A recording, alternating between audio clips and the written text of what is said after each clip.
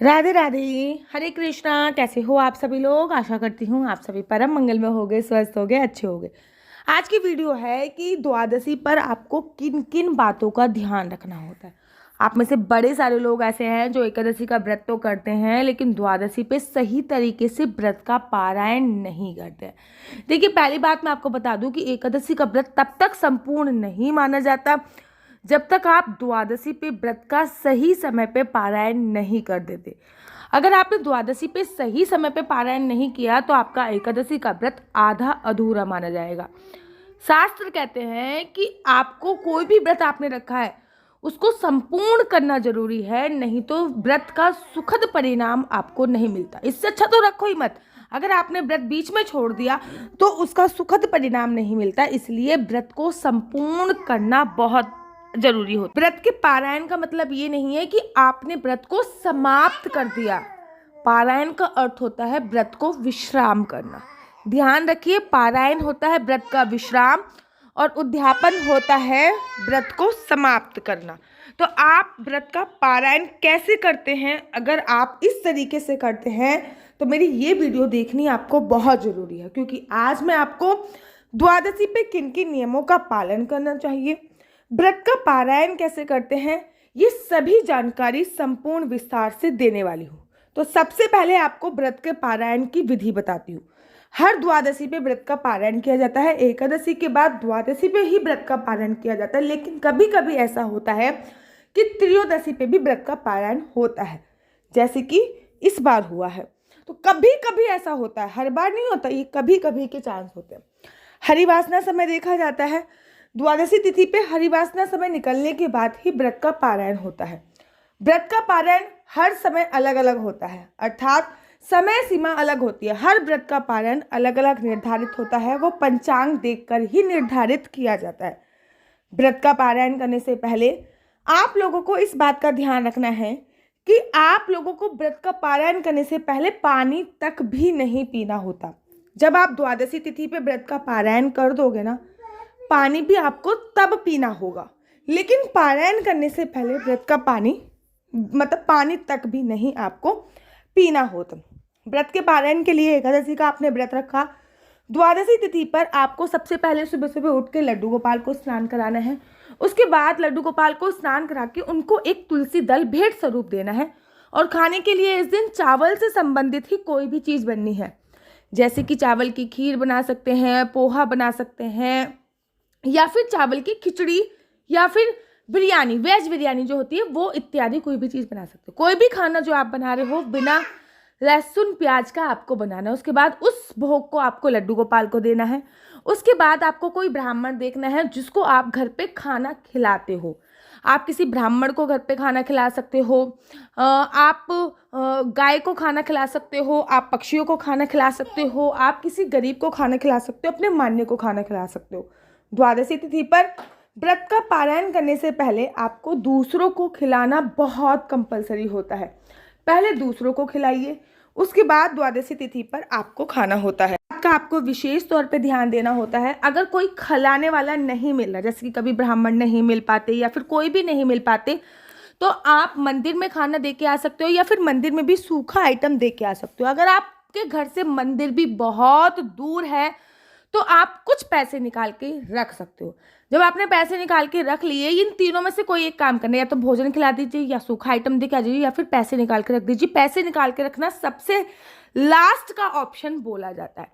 उसके बाद आपको अपने लड्डू गोपाल को जो आपने भोजन प्रसाद चढ़ाया है, उसी भोजन प्रसाद से आपको व्रत का पारायण करना है। अब व्रत का पारायण करने का भी विशेष विधि होती है। व्रत के पारायण की विशेष विधि कैसे होती है वो मैं आपको अब बताती हूँ। पारायण में 3 चीजें होने बहुत ज्यादा आवश्यक है। एक होती है तुलसी दल, दूसरा होता है चरणामृत और तीसरा होता है चावल। इन तीनों का पारायण के समय होना बहुत ज्यादा जरूरी है। अगर आपका नेक्स्ट डे कोई और व्रत है, जैसे कि एकादशी का पारायण आपने आज किया और आज ही आपका कोई और व्रत है, तो आप चावल का सेवन नहीं करेंगे। आप केवल तुलसी दल और चरणामृत लेकर आप अपने व्रत का विश्राम कर देंगे। द्वादशी तिथि पर जो आप सुबह खिचड़ी खाते हैं या फिर खिचड़ी से संबंधित, चावल से संबंधित कोई भी चीज़ खाते हैं, वो भोजन में नहीं आती है, वो व्रत के पारायण का प्रसाद होता है। उसके बाद आप शाम को एक समय भोजन कर सकते हैं। ध्यान दीजिए, द्वादशी तिथि पर पृथ्वी शयन करना होता है। द्वादशी तिथि पे काम वासना क्रिया को अंजाम नहीं देना होता। द्वादशी तिथि पर लहसुन, प्याज, मांस, मदिरा का सेवन नहीं करना होता। मसूर की दाल, मूली और बैगन का सेवन भी द्वादशी पर निषेध माना गया है। कहते हैं द्वादशी तिथि पर बैगन का सेवन करने से हमारी वंश वृद्धि जो होती है वो रुक जाती है, इसलिए द्वादशी तिथि पर आपको किसी भी कीमत में बैगन का सेवन नहीं करना होता है।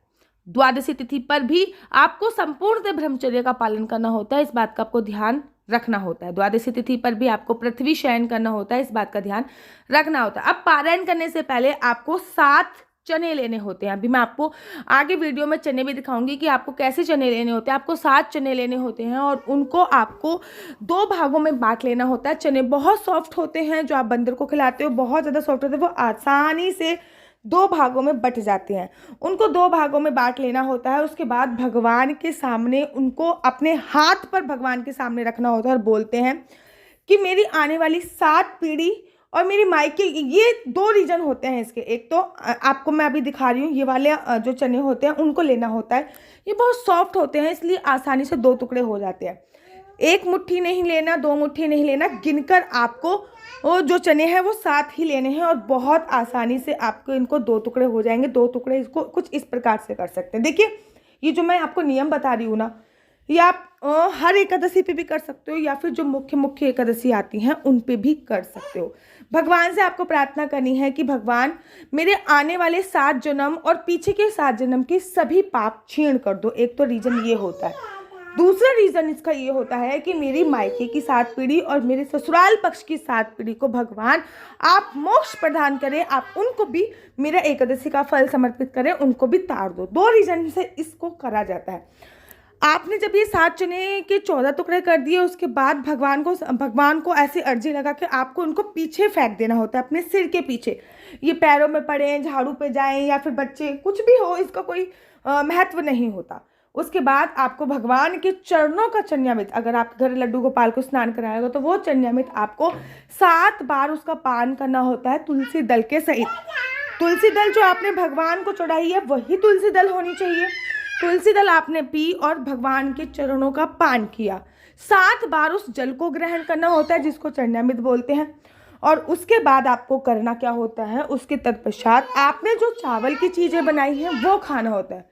अगर आपने निर्जला व्रत रखा है, एकादशी और आपने निर्जला व्रत रखा है, तो फिर आपको चरणामृत पीकर जल का व्रत का पारण करना चाहिए। अगर आप फलाहार से रखते हैं तो चावल खा के व्रत का पारण करना चाहिए। देखिए, एकादशी तिथि पर चावल खाना निषेध होता है, क्योंकि इस दिन अगर चावल खाते हैं तो कीड़े की योनि प्राप्त होती है। लेकिन द्वादशी तिथि पर चावल खाना बहुत कंपलसरी है, क्योंकि जो कीड़े की योनि हमें एकादशी को प्राप्त होती है, अगर द्वादशी पर हम चावल खा लेंगे तो वो कीड़े की योनि हमें प्राप्त नहीं होती है। इसलिए द्वादशी तिथि पर चावल खाना बहुत ही ज़्यादा कंपलसरी होता है। तिथि पर अपनी सामर्थ्य के अनुसार आपको दान भी करना चाहिए। द्वादशी तिथि पर जो आप एकादशी पे संकल्प लेते हैं, उसमें 1 या 2 का सिक्का मिलाते हैं, उसमें कुछ पैसे मिलाकर 10 रुपये, 21 रुपये, 51 रुपये मिलाकर आपको दान अवश्य करना चाहिए।